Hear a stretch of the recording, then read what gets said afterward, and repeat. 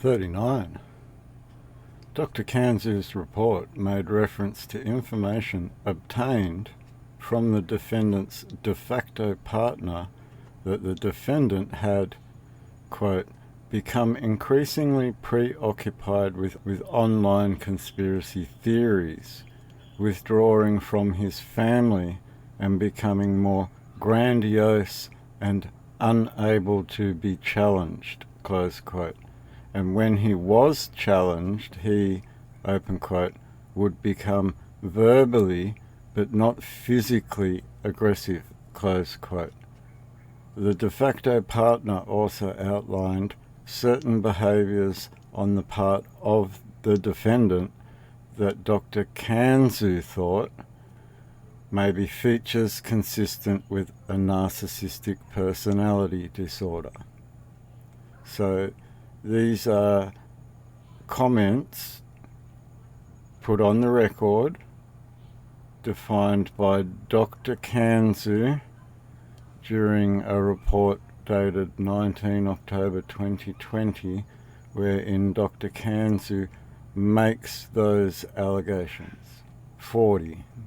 It was noted that the defendant had been on a hunger strike when he was first incarcerated due to his systematized delusional beliefs, believing he was a prisoner of war unfairly imprisoned. It was noted that he possessed poor insight into his condition and had not been consenting to his medication in the beginning, but was at the time reluctantly compliant. Not consenting, being reluctantly compliant, for what purpose? That's I can see that a man has been incarcerated, and there are considerations during that incarceration, but there is no purpose here other than for him to not go into that general population and speak, because he was adamant in his convictions. 43. The report of the MHRT dated 5 November 2020 relied upon the treating report and concluded that it was satisfied that the defendant continued to suffer from mental illness and required further inpatient treatment at the Long Bay Hospital. A further review was scheduled, at which time a Forensic Community Treatment Order, FCTO, would be discussed. It was noted that the defendant said that he would not take any medication which would, quote, change his metabolic state, end quote, but he did not explain what that meant. At that time, the MHRT noted that the defendant was taking olanzapine, which had recently been increased to 7.5 milligrams per day, and which was at the stage being administered by injection. A Forensic Community Treatment Order. So this is an inmate of Corrections New South Wales being treated like they would be an ongoing problem in the general community after their release, which was leading up to this moment where this paper is being laid out.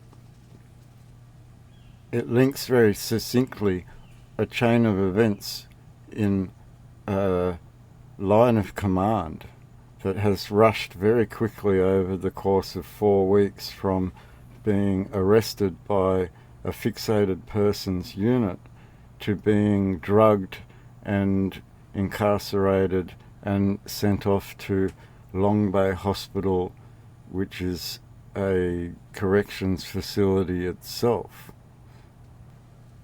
44. On review of 23 December 2020, Dr. Sharma, staff specialist psychiatrist, the defendant said that he no longer believed the things he had previously stated about the government not being legitimate and Stephen being the King of Australia. Dr. Sharma recorded as her, quote, impression, end quote, that, quote, he no longer holds his prior delusional beliefs with the same intensity, but it is not certain that he has become well enough to simply disguise his underlying beliefs, end quote. So again, this is a justice putting a doctor's note on the record that this is the belief of the doctor about the government not being legitimate and Stephen being the King of Australia. These are not my words. I have never used these words. So these words are there in front of everyone to be seen. I didn't ever make that claim. 45. In an assessment by treating psychiatrists at Long Bay Hospital in January 2021, prepared for a further MHRT hearing, the treating team noted that it had received registered post from one of the defendant's, quote, followers, end quote, telling them that they must release the defendant as he is being held illegally and pleading his case to the Commonwealth Minister of Health, Greg Hunt, and that the defendant had said that he had been instructed in his views by, quote, Stephen, the right and truthful King, end quote. 46. The assessment report concluded that overall the defendant had shown improvement in his mental state, but was still insightless and, quote, only reluctantly, end quote, accepting his medication, and concluded that he was suffering from a, quote, delusional disorder, perhaps late onset schizophrenia, bracket, but possibly with an organic disorder, end bracket, being a mental illness characterized by persecutory, grandiose, and bizarre delusional beliefs, end quote.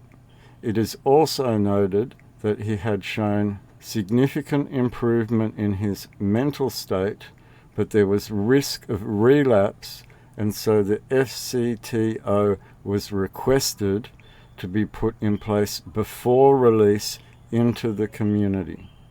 The report also concluded that he will, quote, continue to benefit from his antipsychotic medication and further investigation of his medical condition, as well as ongoing psychoeducation, end quote. There is a real want to further, what needs to be noticed through all of this is that these are doctors with inside a corrections facility, which has led to this obvious speed at which this was all enacted, and the end result from a man of good faith into being tortured within the distinct boundaries of international humanitarian law at Rule 92, because now we've come down to this.